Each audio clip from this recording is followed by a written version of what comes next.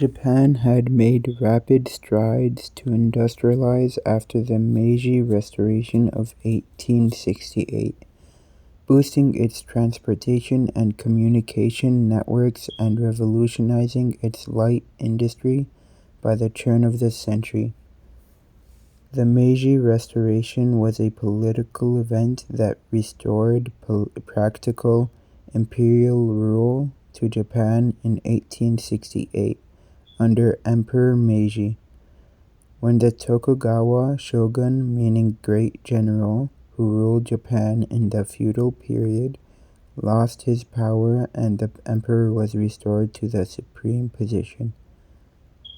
The emperor took the name Meiji, meaning enlightened rule, as his reign name.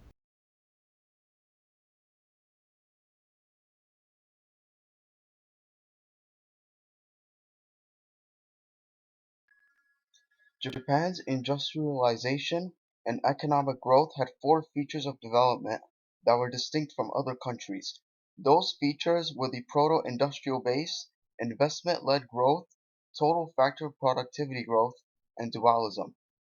The proto-industrial base was where Japan's agricultural productivity steadily increased and was able to sustain development with both rural and urban areas of the country.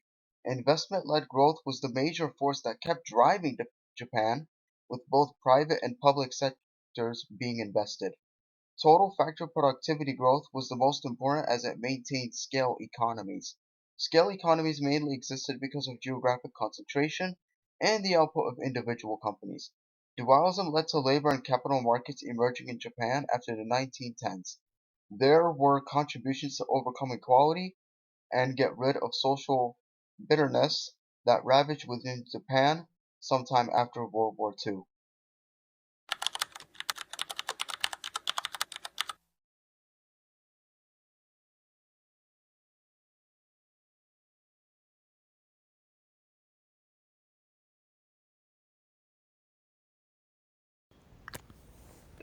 After World War II, Japan had lost more than a quarter of its industrial capacity and was only left with over-depreciated capital stock that had no use. This gave Japan the opportunity to adopt an abundance of new technologies without having to wait for assets to be fully depreciated, fueling Japan's voracious appetite to start fresh and innovate. This graph depicts the number of contracts signed to import new technology, mainly in industries such as iron, steel, petrochemicals, electronics, motor manufacturing, and chemical engineering, sectors characterized by extremely high growth rates.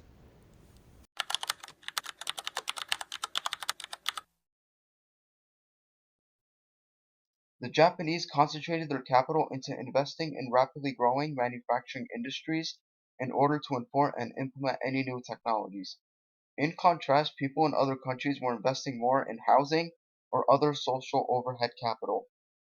This difference came from the Japanese's great desire to close the technological gap between Japan and foreign countries and increase their international competitiveness. The returns of these investments were high because the marginal productivity of capital was so high. In order to balance these large investments and to avoid extremely high inflation, there was also a high rate of personal saving. During 1959 and 1970, the ratio of personal savings to disposable income averaged at 18.3% in Japan, while it was only 12% in Germany and 7% in the United States.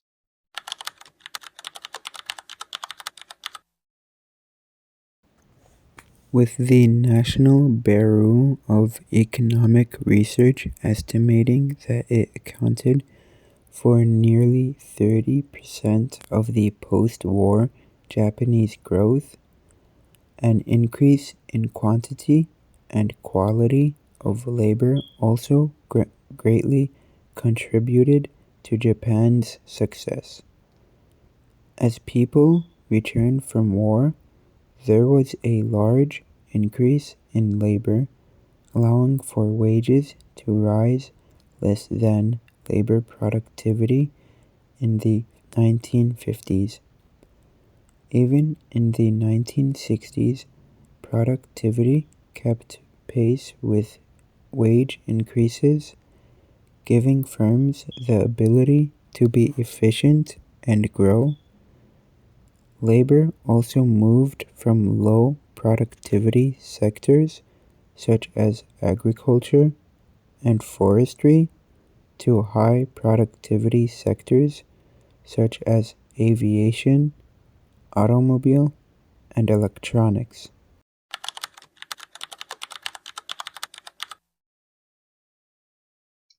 Japan's exports grew rapidly after the war, boosting the economy.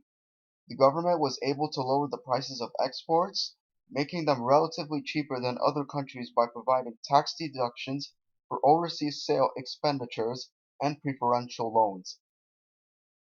The mergers and anti-competitive behavior they encouraged were also mainly in sectors that exported their products. However, the single most important factor in international trade that allowed Japan to stay ahead of its competitors was its ability to change what they were exporting every couple of years. Between 1950 and 1965, Japan went from primarily exporting textiles and sundry goods to machinery and finally to metals.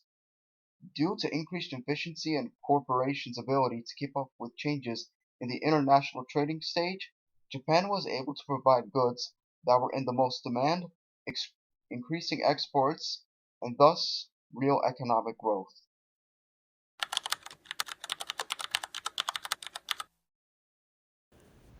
It was once said that the best way to grow rapidly is to have the country bombarded.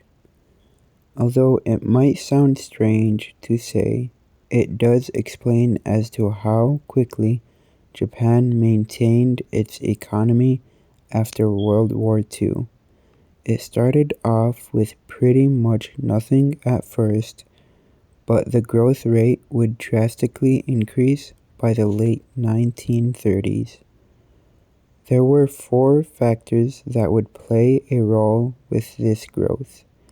Those include none other than technological change, accumulation of capital, increased quantity and quality of labor, and increased international trade.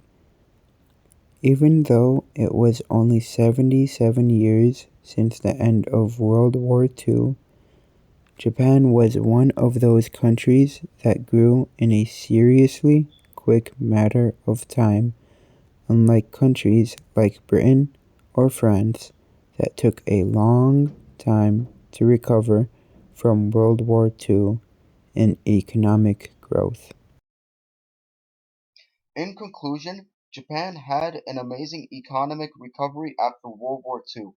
They quickly went back up on their feet and quickly had an amazing industrialization.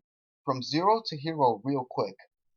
They had and took multiple chances and used multiple methods to improve their economy.